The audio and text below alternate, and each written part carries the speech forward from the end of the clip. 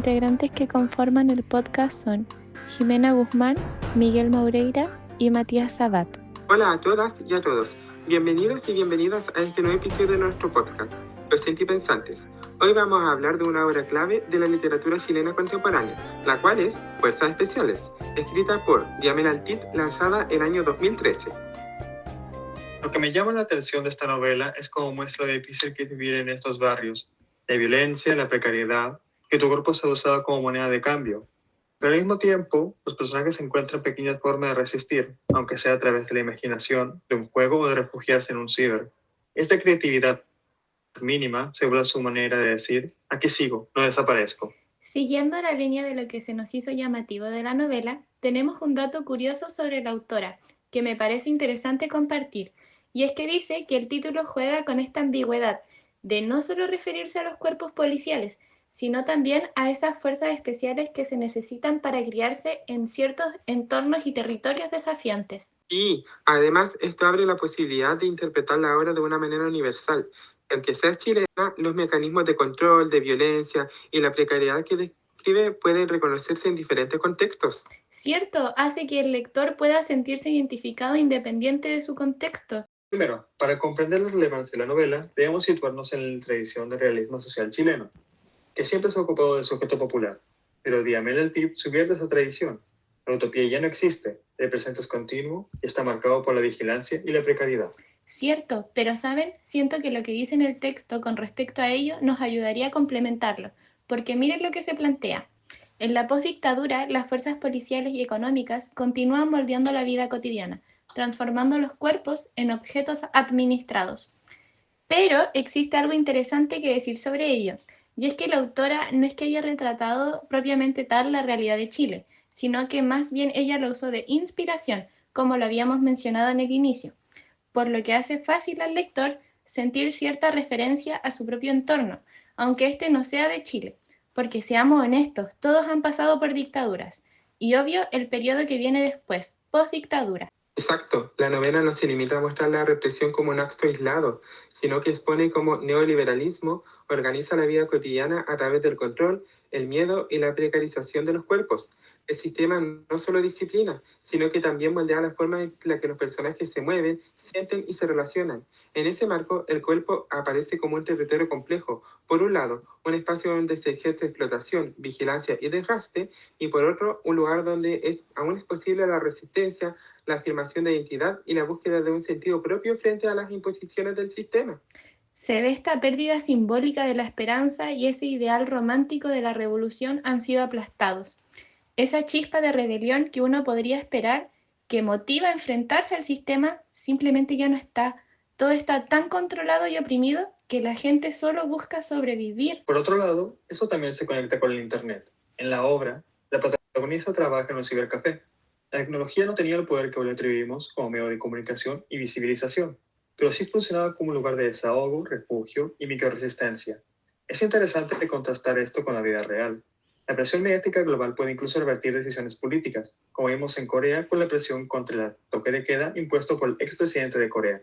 Tienes toda la razón. Para la protagonista, el ciber es una forma mínima de evasión y de sostener la dignidad, porque su cuerpo se convirtió en una moneda de cambio, en la cual no puede escapar del mundo físico, pero sí puede proyectarse en la ficción digital, como lo vemos a través de este fragmento que está en la página 162, donde muestra cómo la protagonista percibe el ciber.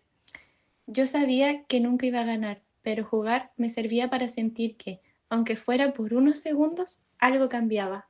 Y eso me hace pensar nuevamente en la edad que mencionaste anteriormente, donde el cuerpo aparece literalmente como un instrumento de opresión.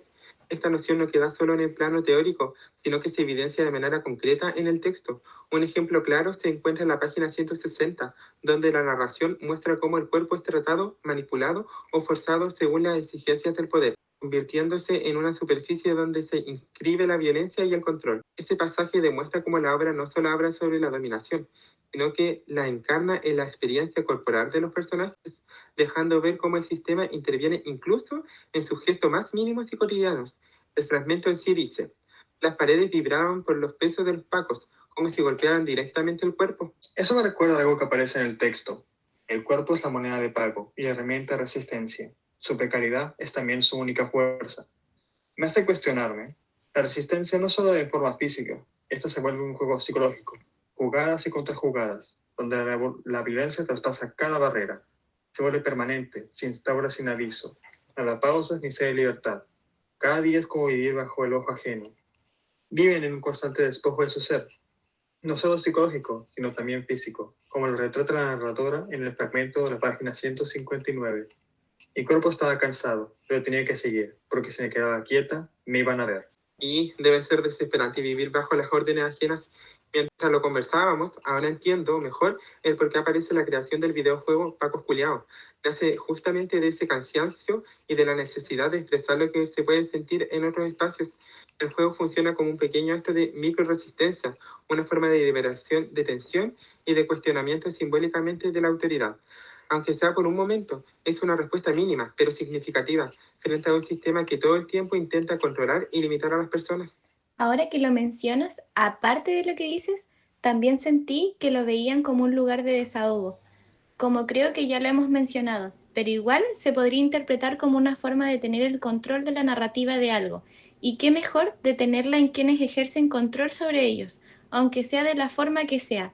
Podría reforzar mi idea citando un breve fragmento de la página 165, y es el primer videojuego chileno, Pacos Culiados, con nuestras imágenes digitalizadas, era la última defensa. Eso que mencionas también se conecta con cómo la obra muestra la relación entre el territorio y el control. Puedo respaldar mi idea con un fragmento de la página 160 del texto en donde el deja más claro. Los bloques están amurallados por la policía, atrapados por el cordón represor. Es interesante porque la visión que construye la narradora no solo está describiendo un lugar físico, sino que muestra cómo el espacio se convierte en una extensión del cuerpo vigilado, en un territorio cercado donde no hay movilidad posible. Sí, al leerlo uno entiende que estas dinámicas no pertenecen únicamente al contexto de la novela. Son formas de opresión que pueden encontrarse en distintos lugares del mundo, donde la vigilancia, la precariedad y la represión crean condiciones similares. Por eso, aunque la historia esté situada en un escenario específico, lo que hace es denunciar y dialogar con realidades más amplias, donde los cuerpos y los territorios quedan atrapados bajo lógicas de control que se repiten de distintas maneras. Por otro lado, cada mención que el texto físico también tiene significado. Por ejemplo, la villa funciona como un campo de concentración urbano, donde los vecinos son víctimas del acoso policial. Sí, por otra parte, la familia de la protagonista está destruida. Sus amigos, Lucho y Omar, tienen marcas físicas de la violencia. Lucho tiene una cicatriz que le cruza toda la cabeza. Inclusive Omar tiene la mandíbula deformada de tanto dar sexo oral a las fuerzas especiales para que no lo maten cuando lo encuentren. Todo esto se une a la explotación sexual como estrategia de supervivencia, frente al despojo de su libertad por parte de las fuerzas especiales. La opresión que ejercen sobre la ciudadanía no les da más opción que entregarse por completo a ellos, incluso si en ellos se les va una parte de su ser. Sí, todo esto refuerza que los mecanismos de control, precariedad y administración del cuerpo que aparecen en la obra no se limitan al daño físico inmediato, sino que forman parte de un sistema más amplio que afecta tanto el territorio como las relaciones sociales, tal y como lo mencionas lo que vamos en la villa, convertida prácticamente en un espacio de encierro y de vigilancia permanente. Y en los cuerpos marcados de Lucho y Omar, estas dinámicas no son exclusivas del contexto específico donde se sitúa la novela. Claro, y por el contrario, podemos reconocer que esto está en múltiples realidades del mundo, donde las estructuras de poder operan a través de la vigilancia, la presión económica y la fragilidad social. Así, lo que la novela muestra, aunque surge desde un escenario particular, dialoga con problemáticas más amplias y permite comprender cómo distintas sociedades reproducen formas similares de opresión y resistencia. Para concluir, Fuerzas Especiales muestra la violencia estructural del neoliberalismo, la precariedad del cuerpo y la imposibilidad de la utopía. Pero también evidencia que la resistencia puede surgir en los actos más pequeños, la imaginación, la creación de un videojuego, la microresistencia digital, y que a veces seguir con vida ya es un acto de rebeldía en sí, y que muy por el contrario de lo que se creería de aceptar y de que de cierta forma se está naturalizando esta violencia, lo que está haciendo es buscar microexpresiones de libertad frente a esta opresión, solo que salvaguardando su propia vida en lo más posible. Claro, hemos visto a través de los fragmentos de la novela y de la entrevista a Diamela Eltit Cómo este conjunto de materiales muestra cómo el texto articula de manera muy clara la relación entre cuerpo, territorio, violencia y resistencia simbólica. Los fragmentos permiten observar cómo el cuerpo es intervenido y afectado, y Diamela aporta una lectura profundiza en las implicancias políticas de esa violencia, y también explica cómo entiende el cuerpo como un espacio donde se inscriben las tensiones del poder, pero también como un lugar desde el cual es posible responder y resistir. Todo esto nos ayuda a comprender que el cuerpo dentro de la novela no es solo un objeto de sometido, sino también un territorio activo donde se producen gestos de resistencia, incluso en medio del contexto opresivo. Y bueno, muchas gracias por acompañarnos y esperamos que este análisis les permita acercarse a fuerzas especiales de manera más profunda y reflexiva.